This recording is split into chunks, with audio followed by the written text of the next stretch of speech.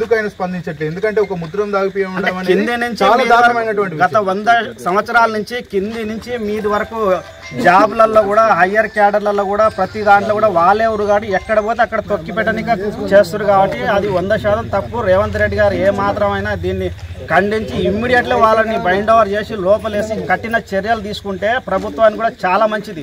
ఈ విధంగా చేయడం వల్ల వాళ్ళు చాలా లాస్ అవుతారు. ఇది మంచి పద్ధతి కాదు, దయచేసి అర్థం చేసుకోవాలి. వాళ్ళు ఈ పనికి మళ్ళీ లోకల్ బాడీస్కే ఇంత ఓరవట్లేదు, చట్టసభలలో వేస్తే అంటే రాష్ట్రంలో ఫ్రెండ్లీ పోలీసింగ్ అనేది నడుస్తూ ఉందని చెప్తా ఉన్నారు.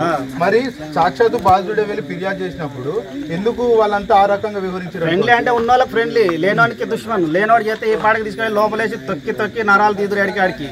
వాళ్ళు ఓసీ వాళ్ళు కాబట్టి కింది నుంచి పై దాకా హై క్యాడర్ల పోలీస్ డిపార్ట్మెంట్ అంతా వాళ్ళెవరు కాబట్టి ఎవరు కూడా యాక్షన్ తీసుకోరు. ఇక వాళ్ళు తెలిసిందే, అందరికి చట్టాలు అందరికి తెలిసిందే. అంటే నల్గొండ జిల్లా రాజ్యాంగ పరిధిలోకి రాదనుకోవచ్చు, ఎందుకంటే ఇక్కడ జరిగే